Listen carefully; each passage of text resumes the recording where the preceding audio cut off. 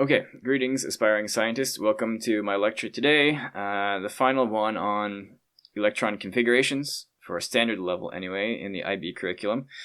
So let's get right into it.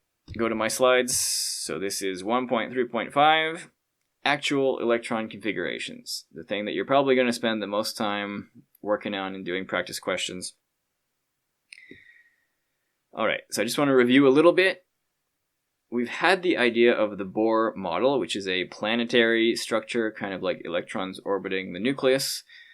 But we've seen that that can't really be true. Electrons that are accelerating in this way, in a circular path, should be radiating radiation and losing energy and eventually crash actually quite quickly into the nucleus. But obviously we do not observe that. We observe stable atoms and lots of chemistry happening. So we had the idea of Schrodinger's wave equations. We defined some quantum mechanical principles. The principal quantum number n defines a main energy level set of orbitals. N can only be integer values, 1, 2, 3, 4, up to infinity. The number of electrons that a main energy level can contain is 2n squared. You have to remember that if you want to use it. Every time n increases by 1, a new sublevel type of orbitals becomes available in addition to the previous ones. So these things kind of stack on top of each other, and we get access to more and more each main energy level that we go up. Okay, so I do have this wonderful depiction of all the orbitals of S, P, D, and F, what they actually look like when they come out of the Schrodinger equations. So these represent some probability densities of where you're most likely to find the electrons. So you can see D and F get pretty crazy. We're not really going to go into that in the IB curriculum. We're mainly going to focus on the S and P shapes, much more simple. But again, I borrowed this from chem.libretext.org. They just have some very good diagrams that I can't recreate myself. Alright, still, it's very cool to see them colorized and drawn in 3D like this. Okay, so atomic orbitals. We now know there are sublevels S, P, D, and F. I've also introduced in my previous video that there are specific numbers of these per energy level. So there's only one S in an energy level. There's only 3 P. There are 5 D and 7 F in a single principal quantum main energy level. So the electron capacity of these are also related. So I've told you that one single orbital can contain maximum 2 electrons. Could have 1, could have 0, could have 2, but nothing else, okay? Nothing more than 2. So if an S has one orbital and an orbital can contain 2 electrons, then we can just say a set of S orbital contains 2 electrons. If an orbital can contain 2 electrons and there are 3 p orbitals, then a set of p orbitals must contain 6 electrons. You can kind of see I'm just multiplying the number of orbitals by 2. So for D, there are 5 suborbitals and they can hold 10 electrons total. For F, there are 7, they can hold 14. And I also have the required main energy level for access to these sublevels. So level 1, we have access to S. Level 2, we have access to S and P. Level 3, we have access to S, P, and D. Level 4, we have access to S, P, D, and F. And this will extend beyond that, but in IB high school, we're just going up to F. Even F probably we don't need. Orbital diagram then. This is hugely important. You need to know how to do this for sure. So look at a couple examples I do and definitely practice this yourself. So this is set up kind of with an energy gradient. Actually, I want to draw that here on the slide.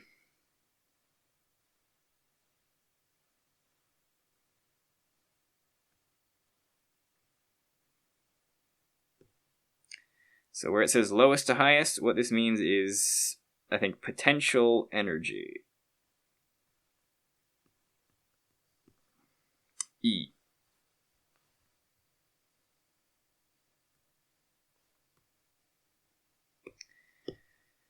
Okay, so electrons are drawn as one-sided arrows. Pretty important. Don't draw them with two arrows, that looks a bit silly. An electron may have a spin of up or down. This is a weird idea. Electron spin, I'm just introducing it to you now. I really don't know what it means. I think most high school teachers don't. I've watched hours of YouTube videos about what this actually is. But I think you really need a fundamental, strong basis in quantum mechanics before you try to understand what this is. But I will say, it's very much like other things that you know. It's like charge. There's positive and minus, or negative. There's magnetic field, north pole and south pole. It's like that as well. So an electron, or any quantum particle, can have an upspin or a downspin, but it can't have both at the same time. It is either one or the other. And it is not actually physically spinning around or rotating. I know that much. Okay, so when we label this, just like with principal quantum number n equals some number, the spin is also labeled with little m subscript s equals plus 1/2 or minus 1/2. I think plus 1/2 is the upspin, minus 1/2 is the downspin. Don't know why it's a half, but this is the notation that we have. Okay, spin represents a magnetic property similar to plus and minus charge, or north and south magnetic poles. Only 2 electrons may be placed in each box. Each box in a diagram like this represents an orbital. When you draw it yourself, you might draw boxes or you might just draw lines, but each space can contain 2 electrons maximum. So notice that due to the high energy of d suborbitals, 3d is higher than 4s. Alright, so when you draw this, you would start with the lowest energy first. It's going to be level 1. Level 1 has only access to s orbitals, so it's a 1s box. Moving up, you have to move into level 2 next. Level 2 will have 2 types of suborbitals. It has s, and it also gains access to p orbitals in level 2. But for suborbitals, in that order, s, p, d, and f, that's increasing energy. So you have to start with s below the p. So 2s comes next, 1 box, and then 2p. But from my previous slide, I've said there are 3 p orbitals always. So you have to draw 3 boxes for that.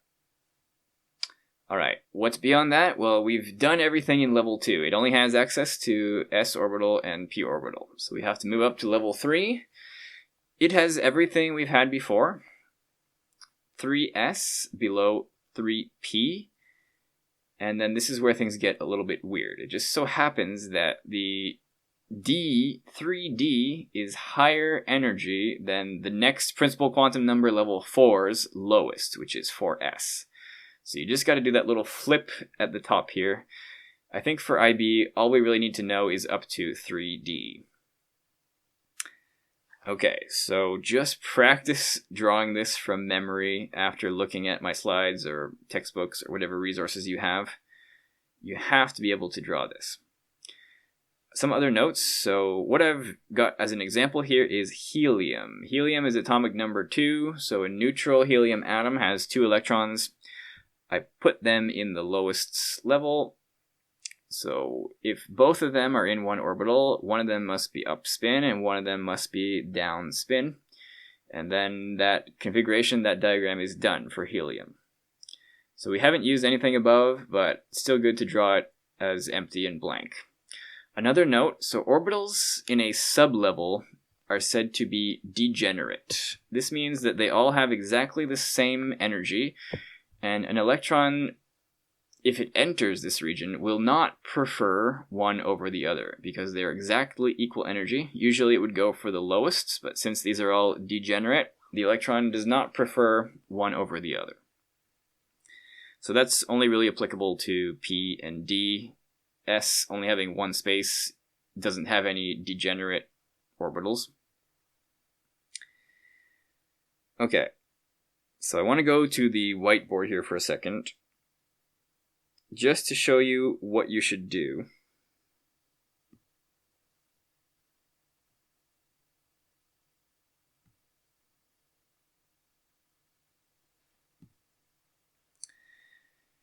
Okay, so when you go to draw this, my slides are very nicely generated from AI, but you have to draw this with your pen very often.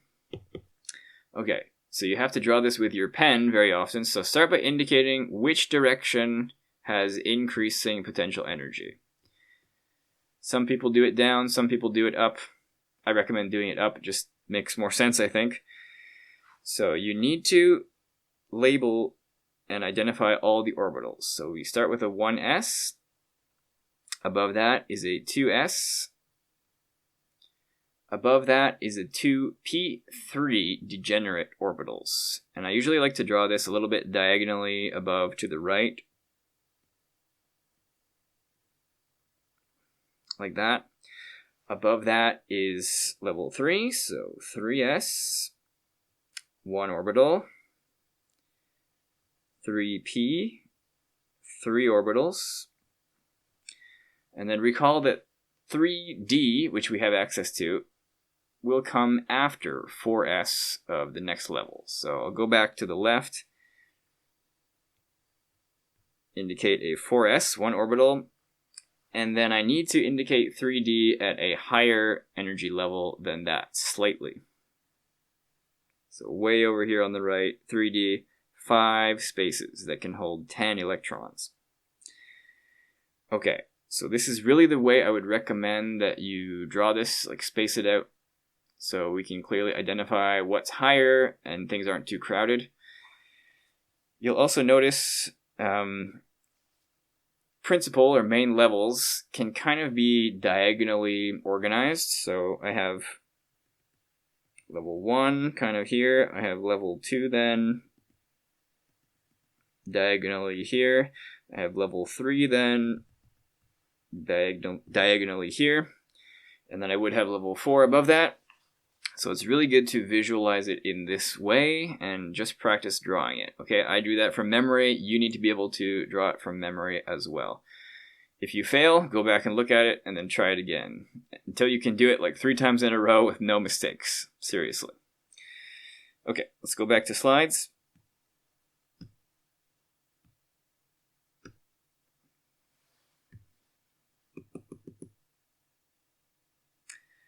Okay, so we'll get into some more complicated examples, but there are some rules that we need to follow that scientists have discovered are kind of rules of quantum mechanical systems. So the Aufbau principle, I think discovered by someone named Aufbau, sounds German. This states that electrons will fill the lowest energy levels first. So whatever is lower on your diagram needs to be filled with electrons first when you're drawing them, when you're inputting electrons of an atom or ion. Next, the Pauli exclusion principle states that only 2 electrons maximum can exist in a single orbital, and they must have opposite spin. Okay, so you can never have 3 or 4 or 5 electrons in one box or on one line because only 2 are allowed. And when there are 2 in one orbital, they must have opposite spin. Something about having opposite spin allows them to attract each other or not be as repelled as usual. So Hund's rule states that orbitals of the same energy, degenerate orbitals, must be filled with single electrons first before any are paired. Okay, so if you have a set of p orbitals with 3 boxes or 3 lines, you can't immediately put 2 electrons in the first box and then leave it at that, okay? When you add electrons, they go single first, always. And then when all of them have 1 electron, then you can start to double up if needed. So I have an example here of a p orbital with 3 electrons. They're all spread out singly, not paired up first. If I were to add 1 more, then I could add it to one of these electrons. And again, it doesn't matter which I add it to because these are degenerate, all equal energy. But usually we'll add it from left to right. Okay, so let's look at an example of carbon. Carbon is atomic number 6. It must have 6 electrons in its neutral atom, so we can draw the electron orbital diagram for carbon. So 2 in 1s, 2 in 2s, and then 2 in 2p. Again, we don't pair them up, we put single electrons first. Not too difficult, I think, as long as you understand what these boxes mean. What else can we do? Okay, try to make orbital diagrams for lithium, Li, nitrogen, N, and chlorine, Cl. If you want, you can try this on a piece of paper. Pause the video. And then when you're ready to check, I'll be moving on right now. So lithium only has 3 electrons, 1s, 2 electrons in there, opposite spin, and then 2s, 1 electron. Nothing beyond that. Very simple. What else? Nitrogen. Getting a little bit more up there. So we've got 1s, 2 electrons in there, opposite spin, 2s, 2 electrons, opposite spin, and then 2p, 3 electrons, all up spin, all singly occupying those 3 degenerate orbitals. Alright. Chlorine then gets quite a bit up there. I think it's atomic number 17, so 17 electrons. 2 in 1s, 2 in 2s, 6 in 2p, 2 in 3s, 5 in 3p. So those in the 3p do need to be paired up. It's just 1. There will not be enough to pair up, so it'll be alone and unpaired. Alright, follow that so far, hopefully. I think it's not too bad, but we're about to get into some of the exceptions and more difficult things. So there's actually 3 ways that you can indicate electron configurations like this. You can draw the full orbital diagram with all the boxes and levels and electrons paired and unpaired, shown 1 slide ago, or we can have what's called a full electron configuration written version. In this case, we don't have to draw all the electrons in boxes. We can just indicate with symbols and numbers what that diagram would look like. So we have big numbers. These are the energy level, or the PQN, the principal quantum number. So 1 or 2 in this example for nitrogen. Then the sublevels, the suborbitals, we can have S, P, D, F types. So this example for nitrogen just has S and P. And then the number of electrons will be written as a superscript in the top right corner of that sublevel. So 1s, superscript 2, indicates a fully filled 1s orbital with 2 opposite spin electrons. A 2s2 indicates a filled level 2s orbital. 2p3 indicates a half-filled level 2p orbital. And this can go on and on for more complicated atoms as well. If you want to try writing it for chlorine that had a lot of electrons in the last example, you can try that. But even that gets long and tedious as we get into higher atomic numbers. So one useful thing that you can do is write the condensed electron configuration. So this will take a certain set. It's actually the set of all previous principal quantum numbers, all previous main energy levels, underneath the one that we're currently working on. So here, if I wanted to write nitrogen in the condensed version, I would compact level 1 into what we call the noble gas configuration. This is because atoms of the noble gas group have basically a completely filled principal quantum number or main energy level. So helium has a filled level 1. I can write in square brackets HE, helium configuration, and then just to the right of that, I'll have the level that I'm currently working on, which is level 2, that has 2s2, 2p3 for nitrogen. Now this doesn't actually help that much for the smaller one here, because we've just replaced 1s2 with HE, but you can imagine as we move on, one atomic symbol like this can replace several lines or several symbols and save us writing a lot. So the noble gases we'll learn when we learn about the periodic table, but they are on the far right side, and they are known as having full electron configurations for their energy level, and they're very non-reactive, very stable. So I think that's why we label the condensed configuration by indicating a noble gas configuration.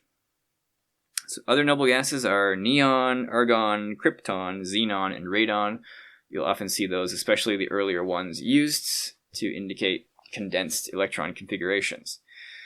So when we indicate the condensed electron configuration, we use the most recent noble gas. That's a quick and easy way to check what you're supposed to use. Just check what atomic number you have, look at the previous atomic number, noble gas, and use that. All right, what else are we doing? All right, we'll get into transition metals. We do also need to study these in IB high school level. So transition metals mostly exist in the very center of the periodic table, and you know a lot of transition metals, things like iron, copper, gold. So there are some exceptions to the rules of filling orbitals, mainly that d orbitals fill after the next level of s. So I've already introduced that. We know this. We know that we draw the 4s orbital underneath 3d. It is slightly lower energy and will be filled first. But there are two further exceptions beyond this. They are chromium and copper, two special metals, two special atoms. These metals prefer to have a filled or half-filled 3d orbital,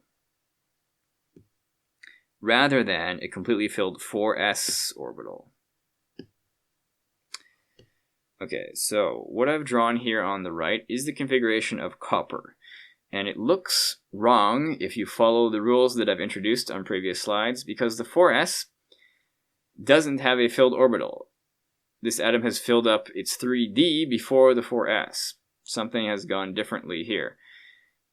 And I don't have a good explanation for why this happens, but I do know you need to know this. You need to memorize this. Copper looks like this.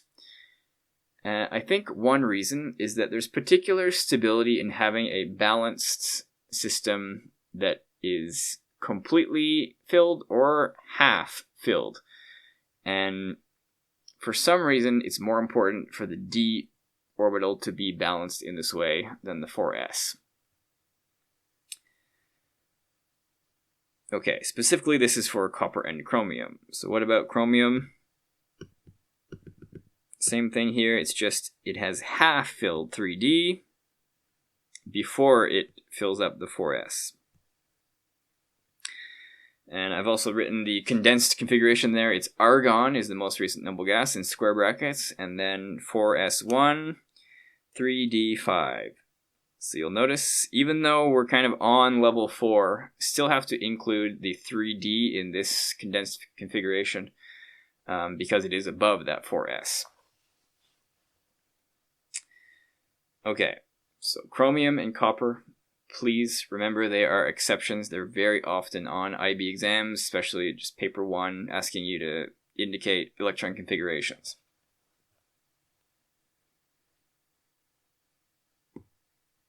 Okay, what about for ions?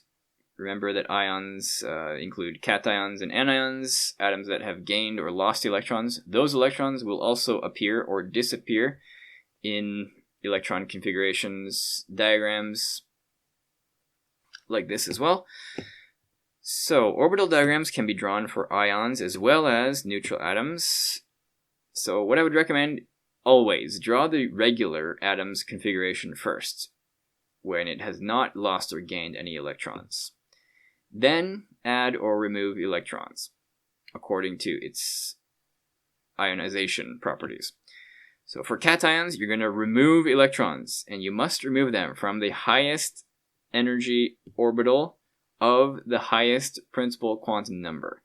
This really confuses people because you'll often not remove it, for transition metals anyway, you'll not remove it from the highest thing in your drawing. it must be removed from the highest principal quantum number, and that will be level 4 for transition metals, for their first ionization anyway. Level 4 is above level 3, even though it's not above level 3 in the diagram. Just because the number 4 is higher, we remove it from there first for forming cations. Very easy to make a mistake on that, but please try to remember it. Anions gain electrons following normal filling rules of filling up orbitals. So you just fill in the next highest or the next lowest orbital above whatever you had. So here's an example. This is sodium plus. So normally sodium would have this configuration and one extra electron in 3s. But sodium plus has an empty 3s. It's lost that one electron. And the condensed configuration of that is actually just Ne in square brackets, the most recent noble gas, neon, with nothing else, really. You could write 4s or 3s0 on the right-hand side. I actually often do that just to indicate that this is an ion that used to have something in 3s. Alright, what else can we say? I'd like to talk about what's called isoelectronic species. You might have noticed that if we can add and subtract electrons from any atom to create ions, we're often going to end up with the same configuration for several things, and that's absolutely true. So many different ions can have the same electron configuration. The diagram on the right is what I just showed on the previous slide. It's sodium plus, but it's also O2 minus, it's Mg2 plus, it's neon, it's F minus, and many others. So these species are called isoelectronic. Again, if you know prefixes, iso means same something. Here it's the same number of electrons. So isoelectronic species often have the same kind of stability and sometimes the same chemistry, although they will have different electric charge, so they'll behave differently in electric fields. So this configuration is O2 minus, it's Mg2 plus, it's Na plus, it's neon, it's F minus, and so on. And they all have basically the condensed configuration of neon in square brackets. Alright, so here's a nice table summarizing that. Most of the ions and atoms I had on the previous slide. You can see they all have different atomic number that indicates what element they are, so they all have different letters. But their number of electrons is the same. They are isoelectronic with the same electron configuration.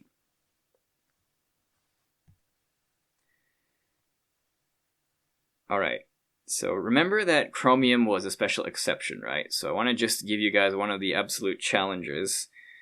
What would chromium cations look like? Specifically, chromium 2 plus and chromium 1 plus, or just chromium plus. So previously, chromium was 4s1 3d5. Instead of filling up 4s, it half filled the 3d orbitals. When it becomes a +1 ion, we must take out level 4 first. So it loses that 4s, and you have a completely empty orbital in between 3p and 3d. Pretty interesting. When you get to 2 plus, then, you have to remove it from the highest of level 3. There's no more level 4 occupied, so you have to go to level 3. You go to the highest, it is D. You take 1 out of there. So the configuration can be written as 4s0 3d4 for chromium 2 plus. And I think if you don't write that 4s0, it's not wrong. I like to include it sometimes. Copper then, very similar. It's just it has a completely filled d orbital. And it would usually have 4s1 electron, but copper plus cation doesn't have that, just like chromium. And copper 2 plus also must have lost 1 from its highest level 3 suborbital, which is D. So 4s0 3d9 for copper 2 plus. So these are basically the most difficult examples that IB loves to put on the test to check that you understand everything, or as much as possible. Alright, one more thing. There's an idea here of paramagnetic and diamagnetic. It has to do with what kind of, or how these atoms or ions behave around magnetic fields and how they interact with magnetic objects. So paramagnetic. These are things which have unpaired electrons. So something like oxygen. If you draw its configuration, it has upspin and downspin paired in several orbitals, but it has unpaired in 2 of the 2p orbitals. So unpaired electrons means paramagnetic, and this will mean it's attracted to a magnetic field. You might have seen some videos on YouTube of liquid oxygen, like pouring out of a faucet or something, and someone brings a magnet, and it's attracted, the flow is attracted to the magnet. On the other hand, diamagnetic. Usually I remember this because di means 2, so 2 is related to paired. Diamagnetic has all paired up electrons. And usually diamagnetic things are repelled by a magnetic field, so opposite to paramagnetic. So things that have unpaired electrons are paramagnetic. If there's 0 unpaired electrons, it's diamagnetic. And these are just 2 examples. You can ask about any atoms, any ions, any configuration, is it paramagnetic or diamagnetic? And you should be able to identify that. So what if we look at copper from my previous slide? What's a difference between these? Well, it could be their magnetism. Copper 1+ has no unpaired electrons. It is therefore diamagnetic. But copper 2+ has 1 unpaired electron. It's paramagnetic. They'll behave differently in magnetic fields. Okay, so anytime you draw a configuration, you might as well check, is it para or diamagnetic, and just make sure you get it right.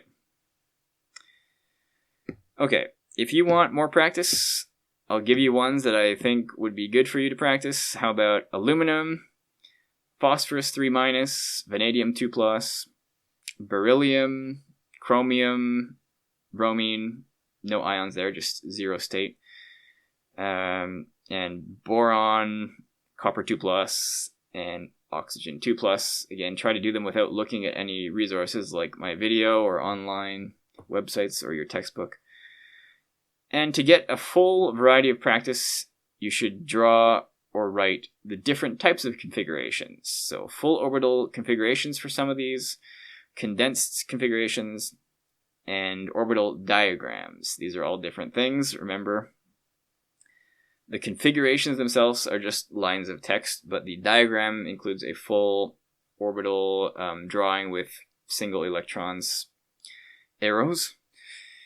So I don't have all the solutions for these, but you can quite easily, I think, just go Google electron configuration of any of these and find them and check your answers.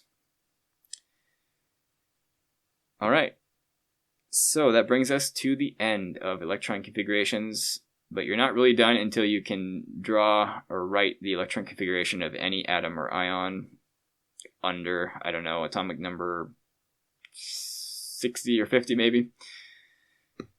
So how can we model the energy states of electrons in atoms? That was our guiding question. We've seen a lot of stuff. We can model it with the Bohr planetary model. We can model it with the Schrödinger wave equations for probability, chance of finding an electron.